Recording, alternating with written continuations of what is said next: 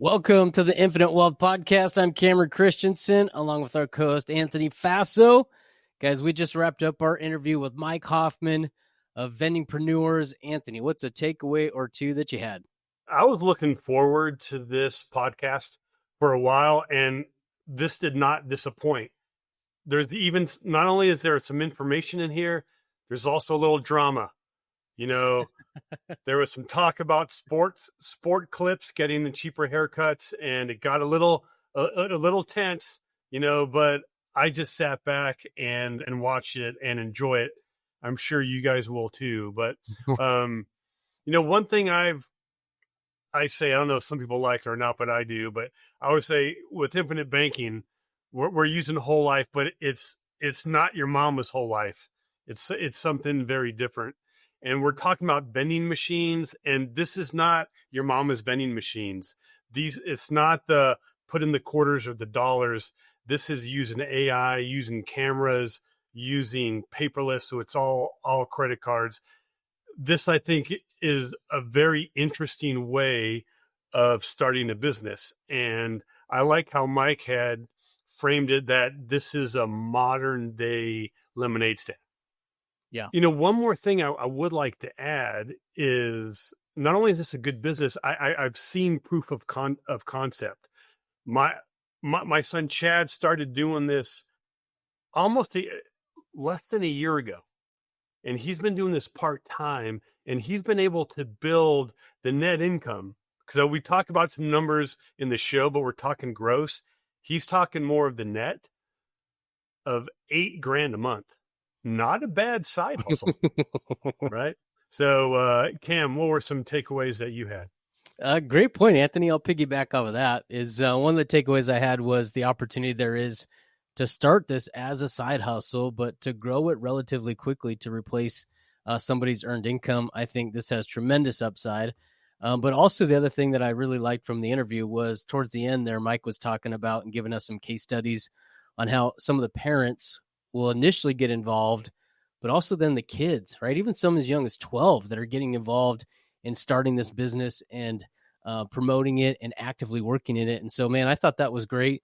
We're big fans of getting the kids involved early on the business side and then giving them a work ethic. So 2 big takeaways.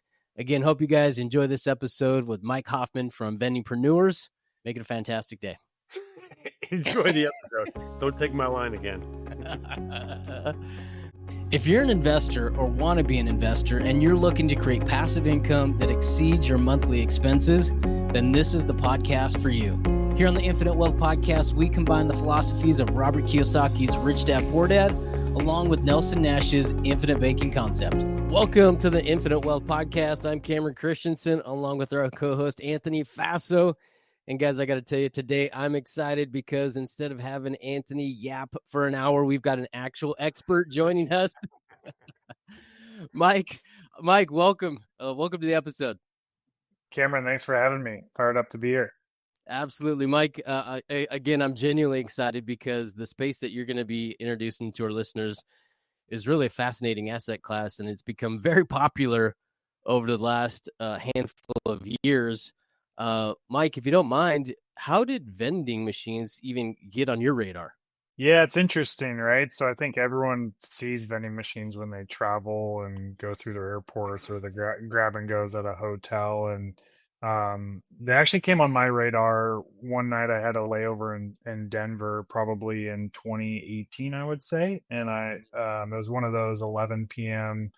where the plane, wouldn't take off because the pilots went over their hours for the day. So now you're stranded in this airport and all the restaurants are closed. And so I had to go to a vending machine, and I was like, 11 p.m. I'm away from my wife. I'm paying $4 for this bottle of water or whatever the price was. Some guy is making a killing off me while he sleeps in his bed right now. And I'm away from my wife chasing my quota for my W-2 kind of cutthroat job. So I just had this aha moment of like, this is just fascinating, and both of you guys are entrepreneurs, so I just kind of went down a rabbit hole on the industry. And now fast forward to 7 years later, and it's like even vending has gone through a revolution in the last 6 months. So it's just been such a fascinating thing to kind of observe and also dive into at the same time. Now, when when I hear someone say vending machines, I'm thinking of the soda machines putting in some quarters, but I know things have changed. So what is common misconceptions when people hear about a vending machine business? Yeah, you think of those motors, Anthony, that spit down your Snickers into the chute and you got to reach Yep. under there. Yeah. So likewise, that's what I thought they were. But nowadays, I mean, you guys both know this, but like you come up to the Las Vegas airport when you land and you go down the escalators and it has a huge sign that says "Welcome to Las Vegas." And now there's a 7-Eleven just walk out store there where you literally walk into the store and there's AI cameras all over the ceiling that track whatever you grab, and there's no employees. And like that's what I would consider unattended retail. Like it's basically the technology is here now. So there's that's one end of the spectrum. That's like an entire convenience store that's got no employees, but then you got these smart coolers now, these micro markets. Think about the grab and goes at a Marriott hotel you stay at. Well, instead of going to the front desk and telling the lady to do a room charge, you can throw a kiosk there to check out your bottle of wine or whatever you get from the grab and go and reduce that friction of taking up their staff's time. So it's just kind of this whole autonomous vending thing is just blowing up. Mike, you mentioned a minute ago that there has been a revolution. Is that kind of what you're referring to, or can you expand on that idea of this change that's been happening? Yeah, I think what's happening, Cameron, especially coming out of COVID and just the new generation, is people are lazy and they don't want to rely on other humans. A great example is you go to the grocery store now, and the lines at the self checkout are actually longer than the lines to go talk to the clerk. Yeah. And that's like you think about that, and it's you go to the self checkout because you don't want to talk to the clerk who's gonna or you don't want to wait in line for that clerk either. So it's just that whole kind of friction point of dealing with another human being. People, um, I mean, that's a use case anywhere. Like I had someone last week tell me they're trying to take a concession stand for their kids' high school football fields and turn it into a smart store with no employees. Now, Mike? With our podcast, we've had a lot of different businesses and ways, to create passive income or to start a business. I'd kind of put this not quite in the passive category because we're building a business, but what makes vending different than kind of starting some other types of businesses? It's funny, Anthony. I'm glad you bring that up because so I started, for those that don't know, my social media channel is called like Mr. Passive, and I actually started that with some of my investments and a lot more passive things. But then when I got my first vending machine and started posting about it on Twitter, everyone was asking questions about this. So naturally, fast forward to now and everyone's like, well, you're Mr. Passive, but like you have vending routes and all of that. And so I think there's two ends to this. First is vending is not passive if you're starting from the ground up. You can definitely scale it to be at minimum semi-passive if you hire the right stalkers and operators. But the second thing is the thing that I think you're really going to start to see is a lot of people buying routes and buying these quote unquote boring businesses, which vending routes now you can buy a route that has old school Snickers machines like you and Cameron were talking about earlier and flip them with micro markets and you're going to 2 to 3x the revenue. It's like flipping a house. Wait, could you explain for Cameron what buying a route means? Yeah, so let's say I live in, I don't know, let's say I live in Las Vegas and I see a route for sale. So what that means is some guy that has vending locations. So let's say it's a casino, a high school, they have all these different locations where their vending machines are. Well, the totality of those locations they call a route. And that's where they go around to each location. So a lot of these routes, a lot of these baby boomers are trying to get out of the business. They're trying to retire. And so you can buy these routes with these old school machines and all these locations and just start swapping them out with kind of the 21st century type machines. And you're already going to increase the revenue because instead of a Snickers, we can put some gel in there for Cameron's hair. Now you're talking his language, Mike. Yeah. $30 gel instead of a $2 Snickers. I mean, it's pretty easy to increase the revenue there. Even Anthony can make money doing that. Yeah, exactly. Mike, so let's talk about what it gets started. You mentioned it's not passive, right? And so what I'm hearing is that, right, there's going to take some time. So how much time of a commitment would that be? How much money would somebody need to really get started in this business? Um, it's as fast as at the end of the day, it comes back to what are your goals, right? Like, are you trying to go really fast? I know, Anthony and I have some good case studies where there's people that have been successful, but they hadn't really gone all in on it. And it's like, well, if you go all in, you're going to go faster. And so I come back to, for me, it started purely as a side hustle. I wanted to get one machine, learn the process from going to pop into that property where I didn't, I sold my vision. I didn't even know where I was going to go find a machine. Like I totally, faked it until I made it with that. And then once I got that first machine, it kind of parlayed. And by the first machine for me, it paid for our daycare. Second, third machine paid for us to get a nanny. So it was just kind of keeping our lifestyle while I still worked a W-2. And Cameron, with that, I was spending literally 3 hours a week max. So we're talking, 30 minutes a day on the business. You mentioned kind of building one machine at a time. How does somebody go about finding a location? Yeah, so this is where it can get really fun with the new technology because it's not the old school machines that have the motors and have the, you throw the pennies in the coin mech. Nowadays, it's just shelf space and a smart cooler. So whether it's protein jugs or if it's your traditional items or if it's gel and shampoo, it kind of depends on your location. So I think it's very dependent on where you're based. So like here in Eugene, we have a lot of universities. We have 3 universities, or one's a community college, but there's a lot of student housing. So that's where I found my niche. But most recently, I found a niche in urgent cares because these urgent cares don't want, think of it this way. Anthony comes in and we have a smart machine in the lobby. He doesn't feel good. He sits there for 90 minutes waiting for the doctor to be available. So he buys a water. Then he goes and sees the doctor and they're like, hey, Anthony, you have the flu. It's, viral. We can't give you antibiotics. Go to Walgreens and get some Dayquil, NyQuil, and some cough drops. Well, we can put that in the machine so he doesn't have to drive over to Walgreens to get those items. Mm. Oh. So you're really tailoring it to the location now, which we've never been able to do before. We would never be able to fit a bag of cough drops in a traditional machine. Now it's just shelf space. Interesting. Okay. If because again, I think most people are still might be stuck in traditional vending where you're selling a Snickers bar or even a bottle of water. There's only so much you can charge for a Snickers bar. Yeah, That profit margins are limited. But it sounds to me like if you get some hair products, you get some Paul Mitchell, some premium hair products, that the profit margins would be even higher than selling a candy bar. Yeah, now you go from selling. We have a guy that will sell high-end shampoo in his machine, like $35 a bottle. And you go from selling one bottle of shampoo a day to that's $35 a day just with that one item. If your margins are 60, 50%, like that would take me selling 34 Snickers in 2019.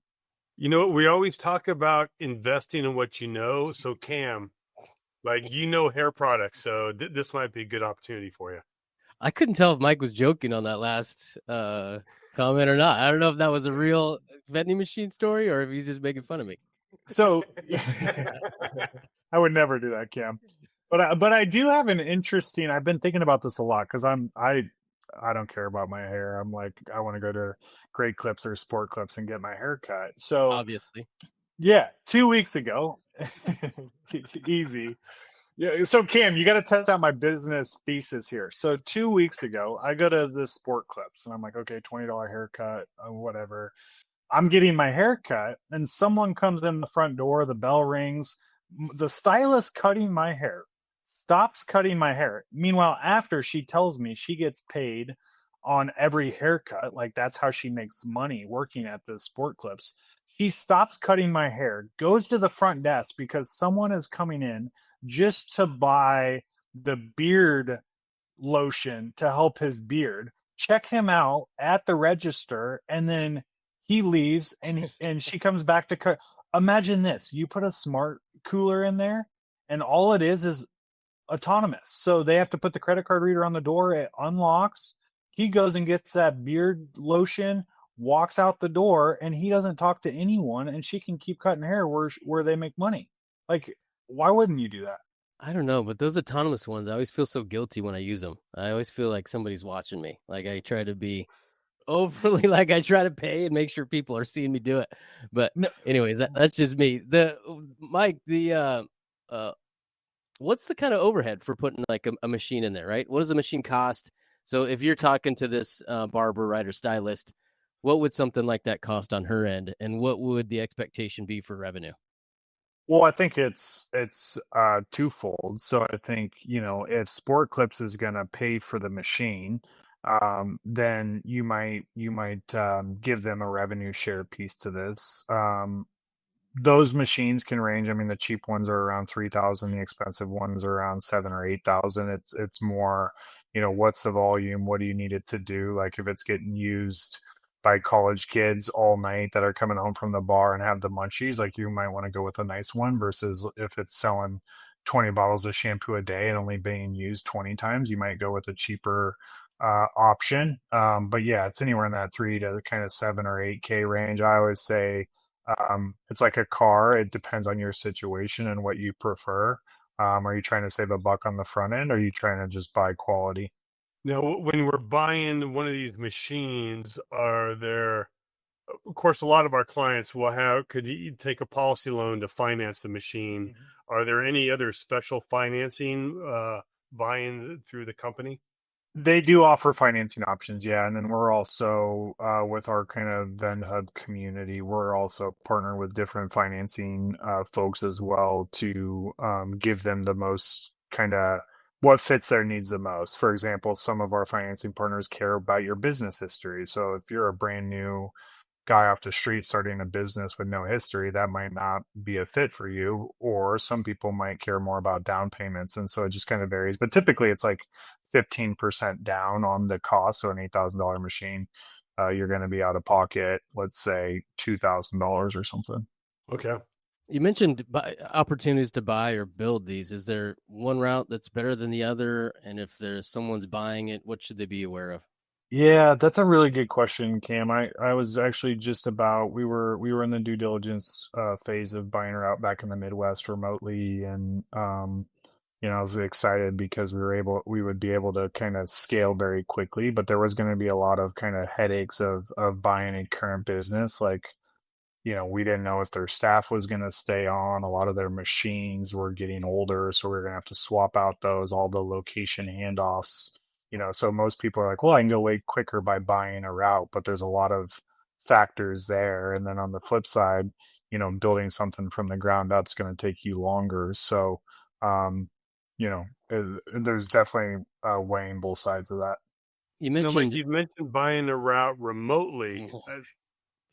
Like it's one thing to buy a rental property, Yeah. remotely, but this kind of seems difficult to do remotely.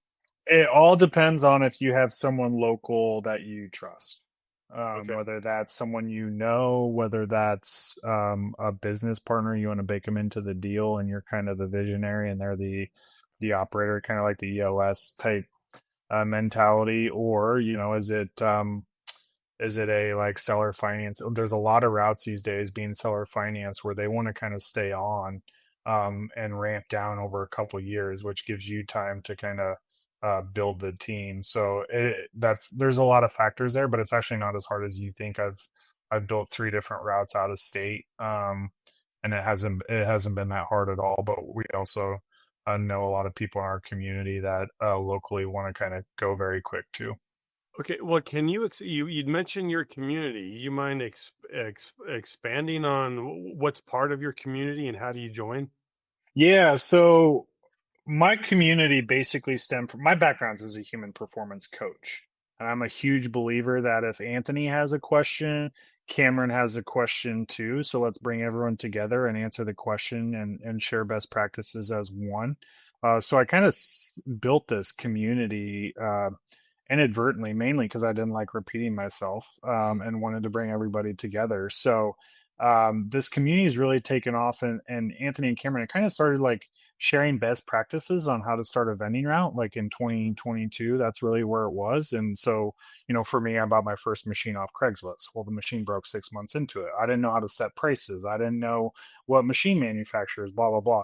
Now the cool thing is in 2025 we basically built this community that's given us a lot of purchasing power and leverage. So now we've gone to, let's say, Pepsi and negotiated rebates with Gatorade SKUs, and we've gone to these machine manufacturers and negotiated discounts for the community. So we've kind of and we built a tech platform for people to go buy their machines, go buy their product, and then I'll just ship to them directly. So that community's kind of evolved into a one-stop shop for all of our operators to hopefully run kind of their routes off of.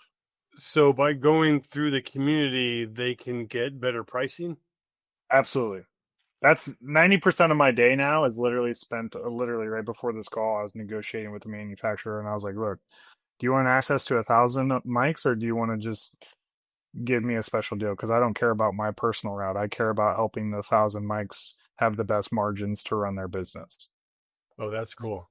Mike, can you maybe share like a case study? Is there something that you could share with somebody starting from zero? And Yeah, I mean, we can start. I mean, there's all kinds of examples. We have a lot of kind of like for me, and probably 95% of our community is either a parent or a parent with their kid.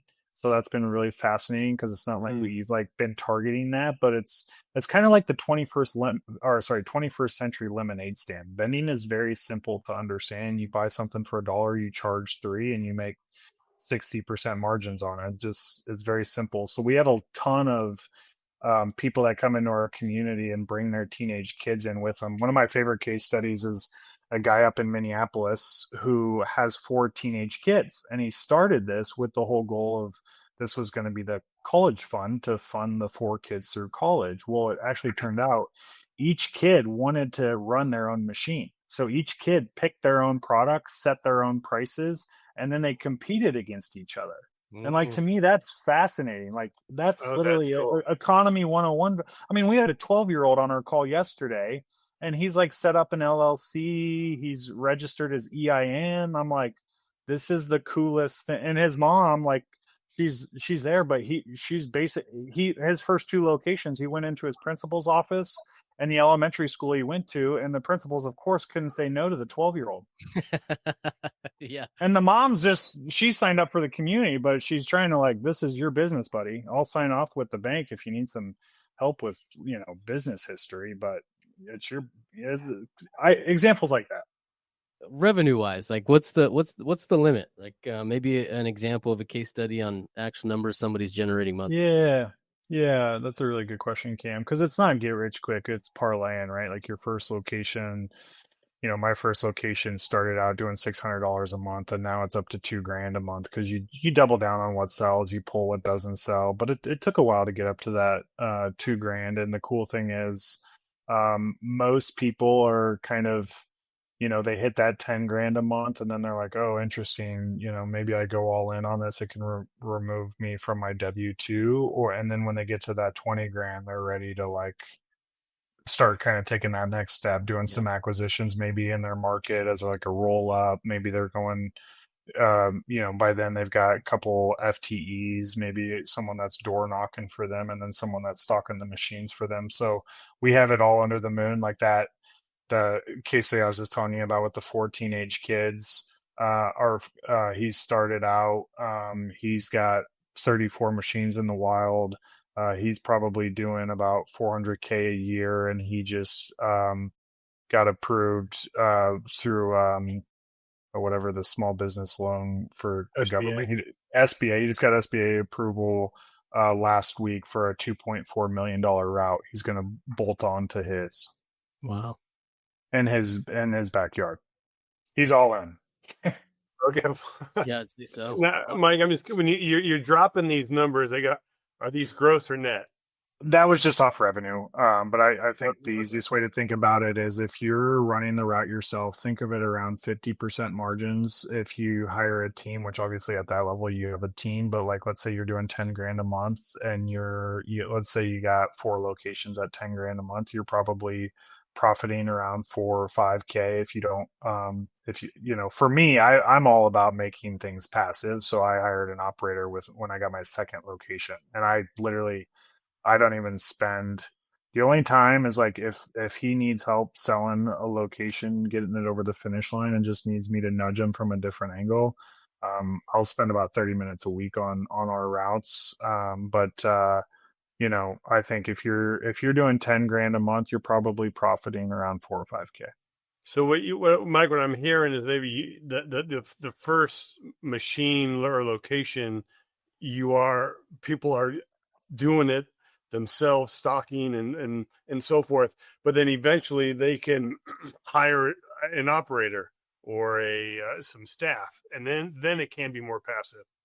Oh, absolutely. And I think you guys see this because you're entrepreneurs, but the hardest part for what I have to coach our community on is letting go. Like you need to be spending time on the high leverage tasks. And the high leverage task is not stocking a machine. You can find someone at $20 an hour to do that for you. There are a ton of Uber drivers and Door Dashers that would love to come work for you for X number of hours a week. So you need to let go of that, and what it's kind of that what got you here isn't going to get you there mentality that I have to they just struggle so much with letting go. It's not even like the expense of hiring someone. It's like just that Control. whole control. You're spot on. What are some traits that you've seen that people have that allow them to be successful? Or maybe what are some things that you see people that hinders them from achieving success? I think people that are willing to take action and be okay with. I had a mentor one time tell me, we're going to take 3 actions and probably fail on the first 2 before our competitors even take their first action. Mm. So I think taking action, and then on the flip side, those people that just kind of they find every excuse not to take action, and that just drives me nuts. Like I laugh. We started our route here in whatever it was 2019 or 2020, right before COVID, and guys, we had the number one biggest vending. Our competitor has 1,400 locations here. They're the Pepsi distribution company for Central Oregon. Like they own all of the rights. They get access to all these schools just because they're dropping off Pepsi kegs at the schools already. But they wouldn't touch apartment complexes because there was no cafeterias.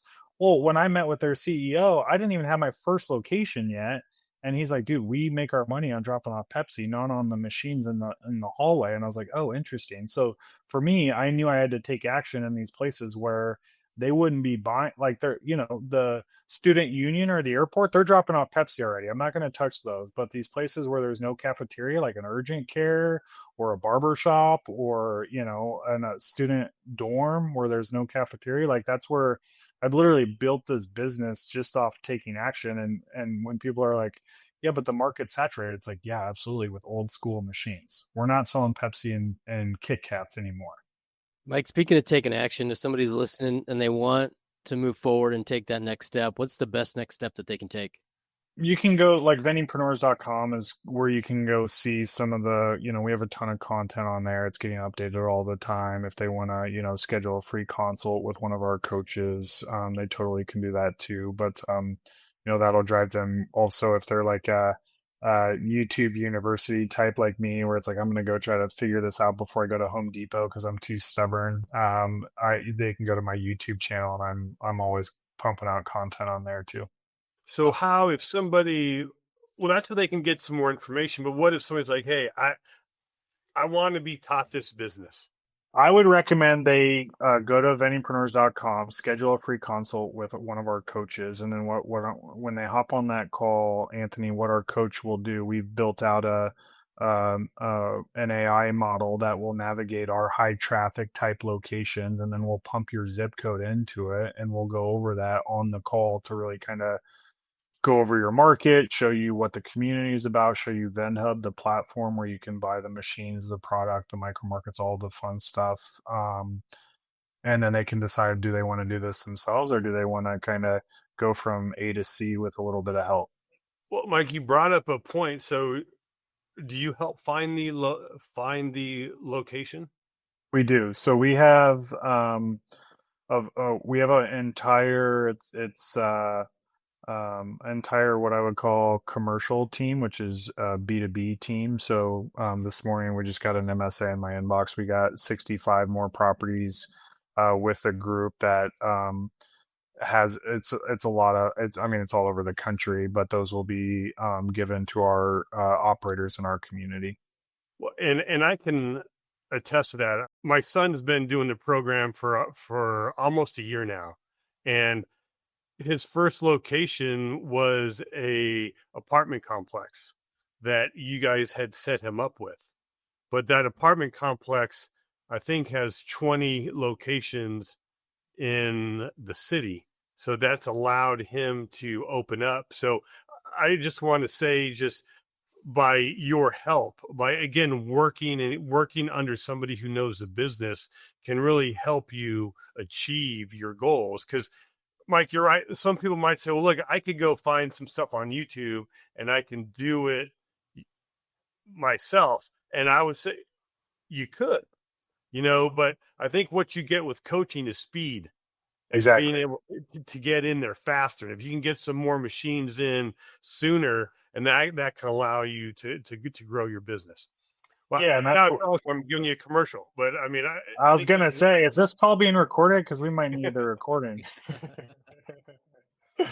Yeah, no, but you're spot on, Anthony. And I kind of had this kind of moment last week. I was thinking about, like, how do we help people go faster? And a lot of it too, guys, is when you're starting something out of a box, like business out of a box, whether it's an Airbnb and you're trying to get tenants, or whether it's on Amazon, you're trying to sell something or whatever, like coaching, acceleration, like think about Airbnb. I am glad to pay Airbnb fees because I know Airbnb is going to help me get bookings faster. Our Amazon, we're cutting them a check for 33% for our drop shipping. But guess what?